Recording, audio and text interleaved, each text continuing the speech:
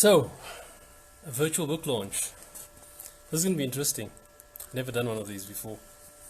But I promised the group that if we reached a certain benchmark, a total of 1,000 members, that I would launch my novel. And the reason why this is a big deal, for me at least, is that I've been sitting on this novel, or wanting to write this novel, for probably more than 10 years now. In the 10 years, I've often played with the idea of writing the book, not writing the book, being concerned about how it will be received, whether it will be a good story, all the usual things that people doubt about putting themselves out there. So I eventually decided I'm going to write the book. And after rewriting it a few times, I rewrote it again, then I edited it, and I edited it again. And eventually last year, probably around September, October, I finally finished it. And then I had to choose a title for it. And the title was a long time coming. And eventually this is the only title that made sense: An Incomplete Love Story. But it's not as obvious as you think it is, because love stories are never as obvious as they seem. And without spoiling it, I thought I'd leave it for the reader to decide whose love story this really is that we're talking about. You could look at the surface, you could dig deep into it, you could relate to it, you could connect with it, or you could think it's someone else's life. But the whole point of all of this is that I eventually wrote a story that was inspired by life events, but also inspired by a lot of my experiences with people around me, with clients through coaching, and with many others that I've come across in a very colorful life. A colorful life? Well, if you want to know more about the colorful life, you're going to have to buy the novel. But let's talk a bit about what the novel is intended to do. Well, apart from entertain you, it's hopefully supposed to give you a different view, or at least a fresh, real perspective into what life is like for an atypical Indian Muslim kid growing up in South Africa during apartheid, dealing with what I like to call quadruple jeopardy. And I say quadruple jeopardy because apart from having to deal with the whole racism issue, and please, this book is not about unpacking the impact of apartheid. It's not about that at all. It's not about racism either. It's about a real life experience of an ordinary life with some pretty extraordinary events, with some extraordinary relationships, and with a typical Indian boy, specifically a South African Indian boy, who goes about trying to connect with humanness, with just being normal. And being normal is always subject to interpretation, right? Based on suggestions from a few close people, I eventually settled on reading a few sections from the book. Hopefully I won't choose something that will be a spoiler, but I'm hoping that it will give you a taste of what the book is about, and a sense of what the writing style is, and also to give you a sense of the story and the romance, hopefully.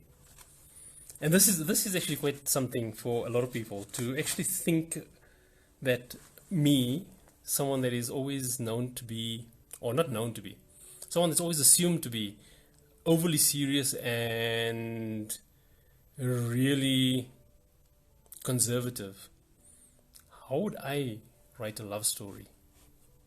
Well, that's what you'll need to find out if you read the book, when you read the book. The book is written as an auto-fiction. It's an autobiographical style, but based on fiction, right? So it's a combination of true events and some drama, obviously.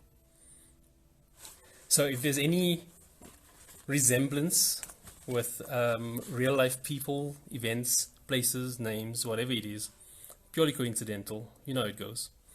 We get inspired by life, and there's very, very, very blur line between what's fiction and what's non-fiction about life. And so here we go. The story of me. An ordinary life. Nothing to celebrate, nothing to bemoan. Just life, day in and day out. No cliches and not much to write home about. Home. A quaint notion that is yet to grow familiar. One thing about my life that was not ordinary was the void that taunted me.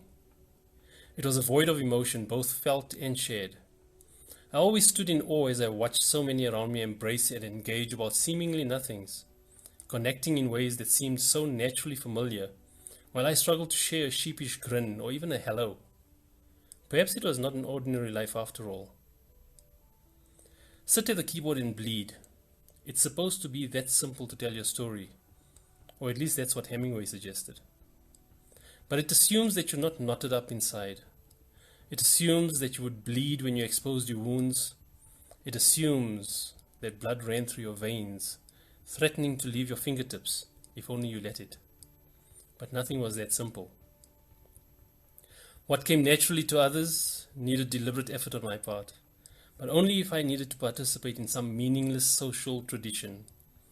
Tradition does not accommodate the odd ones, the ones without an embrace by the rest of the group. It has only ever embraced the inclusion of the conformers. I was never a conformer. Not by choice, and certainly not by chance. Conformance demands a level of awareness that escaped me, although I was never totally oblivious. I just noticed what others ignored, and they noticed what I ignored.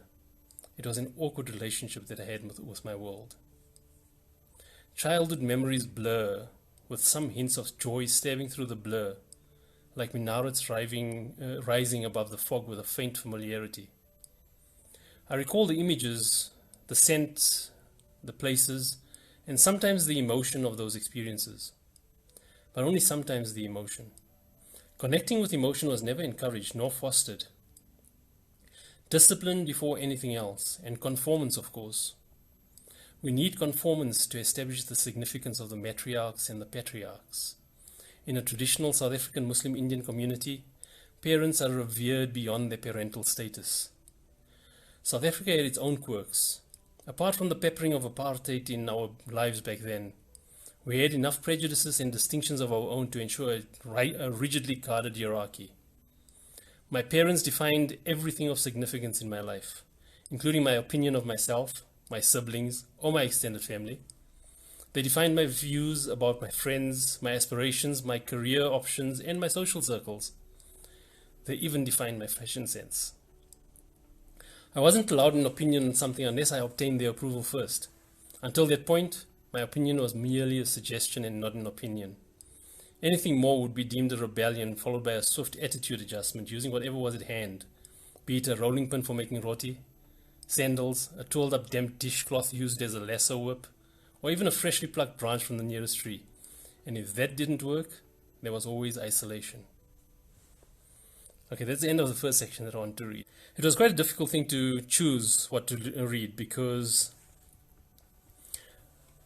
I gave this to a few people as what we call beta readers. And while all of them connected with the story, they all connected with very different parts of the story, with very different characters in the story. And everyone took something different from it. So I'm hoping that your experience with this will also be a very unique one. And in choosing, I had to try and sift through all the suggestions that I got, including my daughter, by the way. So this is completely safe for teenagers as well to read, just in case some of you are wondering if it's an adult-only fiction. No, it's not. Sorry for those of you that were expecting it to be. So the next point, the next chapter I want to read is, it's titled The Loathsome Lesson. And I'm not going to read the entire thing because that is definitely one of the things that you want to see in the book. You don't want me to spoil it for you. It was a beautiful moon that night.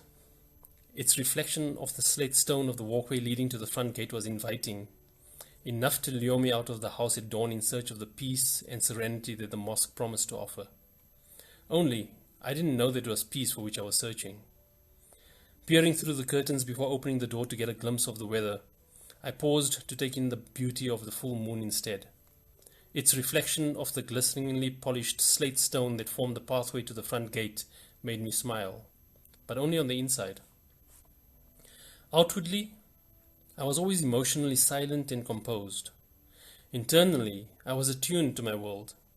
I would sit and observe the quirkiness of those around me, the quick wit and temper of my father, the subservience, or was that subjugation, of my mother. And most of all, I would observe how they interacted with each other, their clinical cooperation, repressed expression, familiar but distant interactions, each in their own space, but my mother nurturing and my father not. None of that was at the forefront of my mind that morning. Peace. That is what I sought for reasons that innocence was yet incapable of articulating. It was just a feeling. I unlocked the door, followed by unlocking the pair of padlocks on the security gate, undid the homemade deadbolts, being careful not to make it shriek with the pain of metal against metal, and quietly slipped out, closing it all behind me. It was a symbolic gesture that would grow familiar in the years to come. Closing the door that led into a dwelling of pain, I set out in the direction of the mosque that crispy morning. It was a quiet, beautiful, moonlit and uneventful morning. The pathway led past the yellow hedge that my siblings and I painstakingly maintained as a chore on what seemed like every weekend of our lives, as I eventually reached the front gate. It gave a horrible squeak if not opened exactly right, and I didn't want to wake anyone in the house. With my head barely the height of the metal gate, my small frame strained under the effort of lifting it, while simultaneously pulling back the spring-loaded handle to free it before walking out onto the brittle, dried, patchy lawn of the pavement. It was winter. The lawn was covered in frost, and the last of the fallen leaves crunched under my feet as I sat out. The mosque was a short 10-minute walk from the house, but in those 10 minutes, my mind would wander between icy breaths as I saw the mist forming dreamy shapes before my eyes. An innocent subconscious smile and a random bounce in my step were the only hints that exposed the thoughts that entertained me. Externally, though, I was not a happy 8-year-old boy. Externally, I was a skinny ass that was inept at sport and oddly different from my cousins or siblings. I was the kid in the soccer team that was drawing racing tracks in the sand with a stick, while the rest of the team were chasing a ball. The cheers from the opposing team's fans would disrupt my imaginings as they scored a goal because I left my position wide open. It was therefore no surprise that they always picked me last when the kids in the neighborhood formed teams to play games with each other. Just being able to take part was enough for me. The frequent reminders that I was really any good at taking part in almost anything was also enough. But that I kept on the inside. Acceptance of any kind was still acceptance in kind. That was all that mattered. An 8-year-old was never meant to know good acceptance from bad, just like the loyalties of a dog. So, as you can tell so far, I think, the book is structured around, from the time of birth, all the way through. It kind of races through the childhood and teenage years until it gives you a backdrop of what it is that shaped the character and the world view of this kid that eventually goes in search of companionship. And that is when things get interesting, is that search for companionship, when you find what you weren't looking for, you know? I'm sure a lot of you know about that. Okay, so here's the next section. This is from a chapter titled, let me see if I can find it, Quiet Confidence. And the section that I want to read here, let's see how this goes. I've often wondered if he ever understood the source of his own rage. Okay, so just for context, here I'm talking, the main character is talking about his father and his experience with his father. So, let me start again. It says, I've often wondered if he ever understood the source of his own rage. His lack of success in matters of wealth was only surpassed by his lack of success as a father. Perhaps there is a harshness that reflects my opinion of him more than it does his achievements. Other siblings got along well enough, although they also suffered terrible blows at his hands. The condescending names that mocked their physical features, most of which they inherited from him, left emotional scars long after his vulnerability became evident. But, being a fiercely proud man, when everything around you feels like a threat, admitting fault, failure, or dependence is unconscionable. So it was with him. A few weeks after his profession of indifference towards my siblings and I, he called me over one bright sunny afternoon.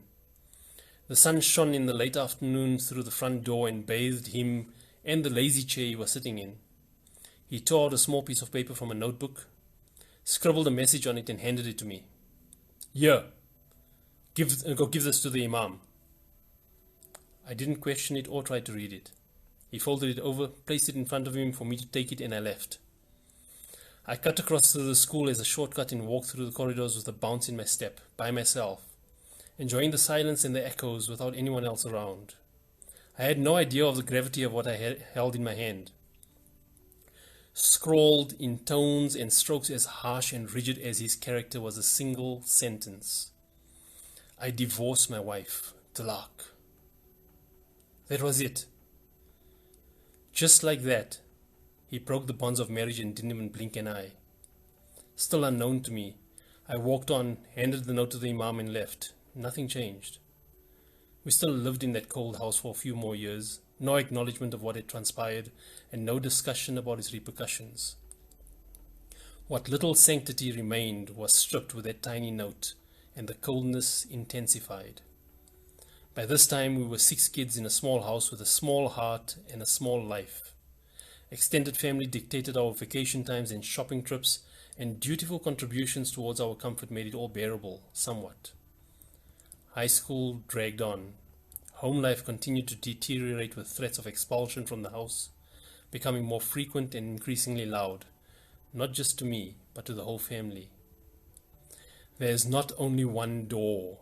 There's another door, and there's another. If you don't like it, F off.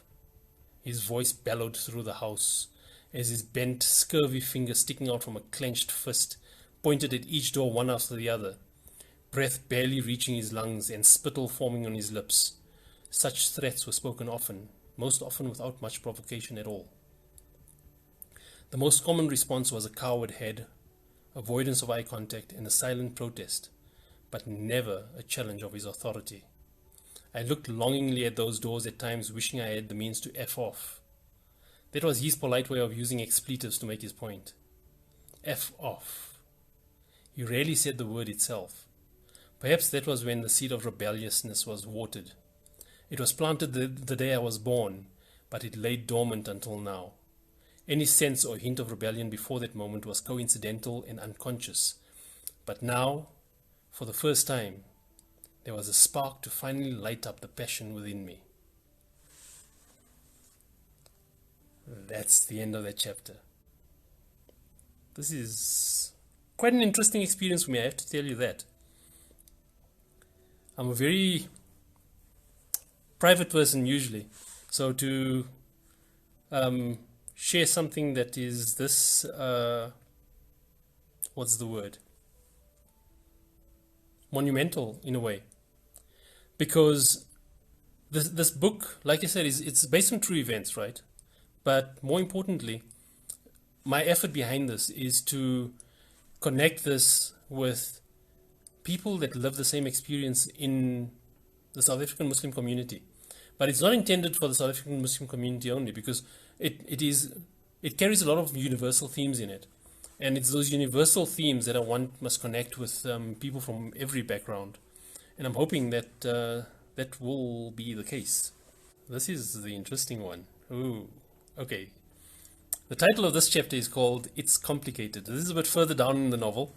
This is where the romance and things kind of kicks in. It's complicated. My childhood fondness for the open road grew with time and became stronger as the job often demanded that I travel out of the city limits to smaller towns or distant cities to visit sites that needed my assistance. I'd share with her the scenic routes that I discovered by taking extended routes home to spend more time together.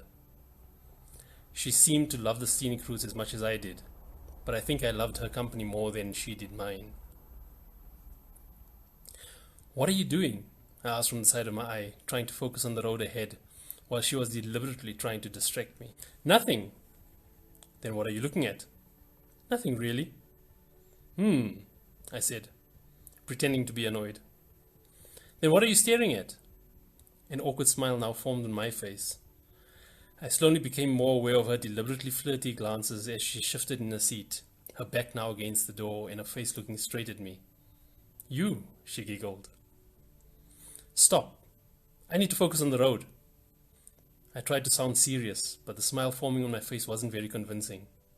"So, I'm not stopping you, I'm just looking." The smile transformed into a sheepish grin as I tried unsuccessfully to subdue it. The afternoon sun was beaming in fairy tale hues, and her beautifully smooth golden complexion lent it some warmth.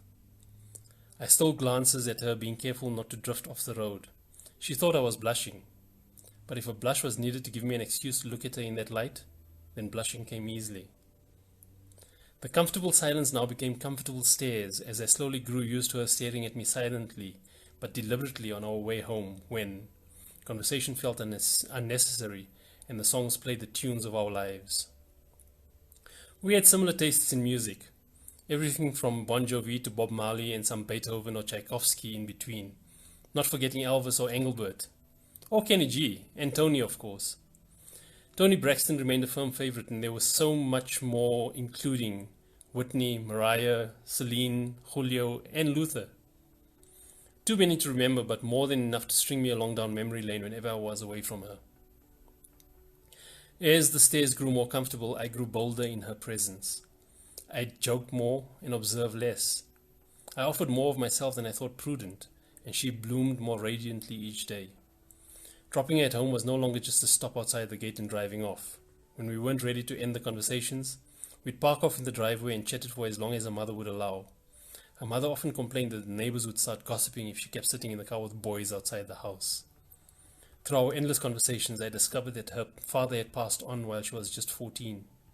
But, like me, she also didn't have much of a relationship with him, which is probably what added to the depth of her character.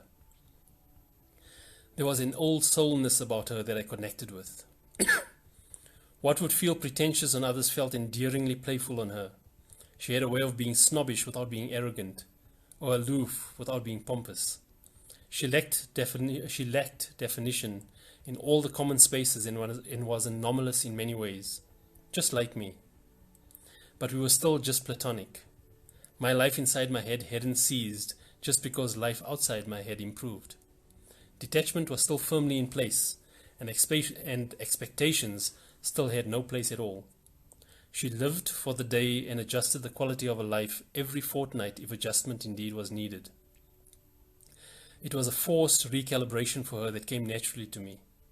Being acutely aware of my needs from others, which were mostly none, I'd recalibrate my approach the moment I felt a sense of dependence taking root. At home, it meant that I'd appreciate what was contributed or available to me when it was there, but didn't lament or bemoan its absence when it wasn't. If I could accomplish by myself what others failed to provide, I'd do so, or else I'd simply move on without it. It wasn't deliberate or conscious, I simply didn't know any other way. My routine had grown on me. Arriving home well after dinner on some days, I'd stop off at the top shops to grab a chip roll special and a carton of orange juice before heading home to eat it in the dark while listening to Tony. Indians can never leave anything unembellished. Even a simple chip roll needed to be more than it was. So we added cheese, salads, and sauces, toasted it and called it special. Then we did the same with Russians, an oversized Vienna, and polony and wors, a South African-sized sausage pronounced wors, and made them special in their own way. And thus the menu of specials became a signature offering at Indian takeaways throughout the country, with bunny chows being the only meal more famous than our specials. Bunny chows has nothing to do with rabbits and everything to do with digging a bunny hole into a loaf of bread or quarter loaf of bread and stuffing it with food, pretty much the same as we did at the riverside on the farm after nagging my grandmother for random ingredients that we would take from the shop. Family trips to the farm had all but ceased since leaving my father's house, but that didn't stop me from making random weekend trips to get out on the open road to enjoy the majestic scenery of the Natal Midlands. The rainforest climate and the forestry industry ensured gentle mists almost every evening, and the cicadas mating call from the late afternoon into the early evening welcomed the scent of tree bark burning in the wood-fired stove. That was as close to homely as I'd ever felt. I wonder if I should read the section. So one of the parts talks about the main character making a trip to the Holy Lands, to Mecca and Medina, and stopping over in Istanbul, right? And it just talks about his spiritual connection with those experiences, and how it's also an atypical spiritual experience, because there's always a lot of expectation about things being surreal and being profound, but it doesn't always consider if it's as profound for someone who is not as emotionally connected to their world. So that's why the novel, the main character, is about an individual who is not emotionally connected and is trying to connect with that emotional side of being human. The extra piece, there was one more piece I was going to read, but I found another section here that is really, I don't know. Let me not tell you what it's about. You can just see if you connect with it or not, right? It's again also part of the backdrop that reflects some of the experiences that we don't quite hear about during the time of apartheid, because everything is always focused on the race issue. And here's something else. It was a slightly different experience, also inspired by some true events as well. And the chapter title is called Seeds of Rebellion. On cool summer evenings, I'd walk some kilometers to what was affectionately known as the top shops. Indians have a rudimentary way of giving places names that stuck, no matter how nonsensical it may be. Top shops, in this case, earned its name because it was in a direction and distance from our house that was not close enough to be in the neighborhood, but was also substantially more elegant, relatively speaking. Indians refer to things that are tops if they think it's posh. I assume this to be in part the inspiration for naming it Top Shops. Ironically though, it was formed around the Dust Bowl and located alongside the railway lines that separated Lenasia from its origins. Other locations that I'm reminded of with such quaint names include the farm town of Kranskop in the district of Zululand. My mother's family lived there, and it turned out to be our annual migration for the December school holidays to spend time with the extended family. Getting lost along the way was expected. A day's journey through small towns and sprawling mountainous countryside promised excitement and adventure. The mountain passes warmed my soul, as if it was the home that I never had. Its sweeping bends and insanely beautiful scenery that promised isolation epitomized everything I needed for peace. The farm town was home to many privately owned Indian businesses, my grandparents' house, and not too far from there, a huge farm called Makabeleni. Two watering holes that we frequented as kids were referred to as the top tea room and the bottom tea room. Neither sold tea. Bottom referred to the small cafe closest to the house, it was quite literally next door, and the top tea room referred to one that was a few hundred meters up the road. Perhaps the gradient of the road inspired that naming convention. Indians tend to find inspiration in the strangest of places, like the caste system.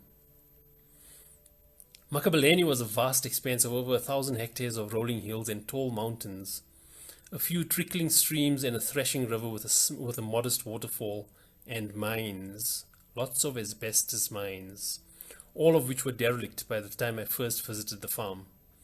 Indigenous tribes were scattered throughout the farm in little villages, and there was a social harmony between my grandparents and the communities that relied on them to supply daily essentials. 2 houses and a shop were the only formal structures on the farm. The larger house was abandoned after a thunderstorm destroyed a part of it decades earlier. The other, much smaller dwelling was quaint but endearing in a strange way. It was maintained with the bare necessities and only used on occasion when the family wanted to stay over for a weekend during the holidays, or when the rains made the steep climb up the mountain to the main road impossible. It had oil lamps inside the house and fireflies outside, a long drop toilet for a few meters away from the back door that was home to spiders of many kinds and sometimes snakes. On some days, we'd stop at the house for a snack in the afternoon before leaving the farm. A typical snack didn't come out of packaging or a wrapper. It was green mangoes cut into large chunks and dipped into a combination of salt and chili powder, or potato chips fried until soft and drizzled with salt, vinegar, and the same red chili powder, or masala. I recall idyllic holidays in this heartland of my childhood. The long drives down the rugged gravel roads to the farmhouse and the shop where we made countless memories. We had polite but sincere exchanges with the local Zulus, despite barely being able to speak each other's languages. We made meals out of whole loaves of bread with tinned fish and whatever haphazard array of vegetables or spices we could lay our hands on, as we crammed all the ingredients into the cavity we dug out from the center of the loaf.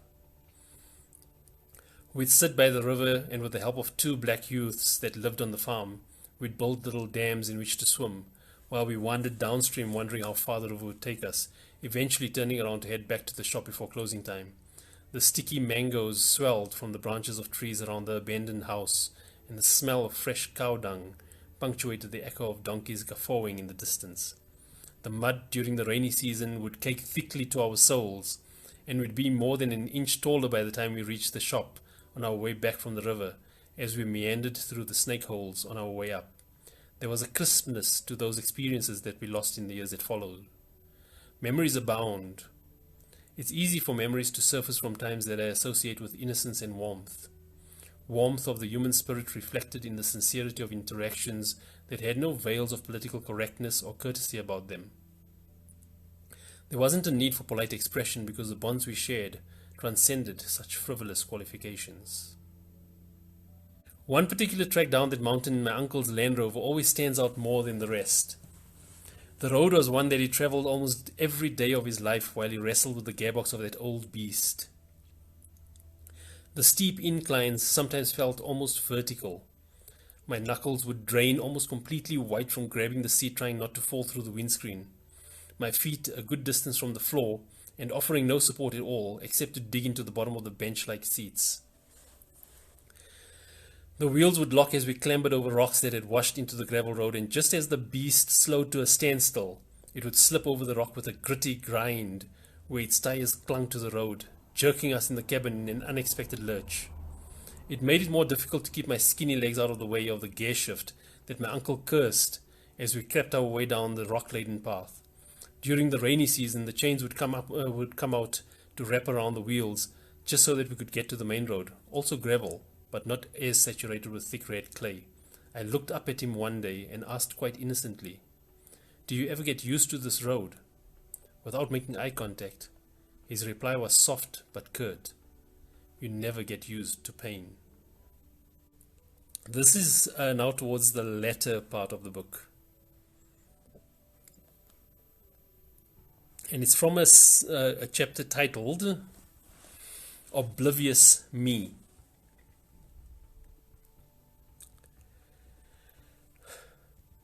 Okay, so I'm going to start kind of in the middle of nowhere, deliberately so. As if whispered by an angel, I heard it echo through my mind. I had to let her go. Losing her as my own self before losing her altogether.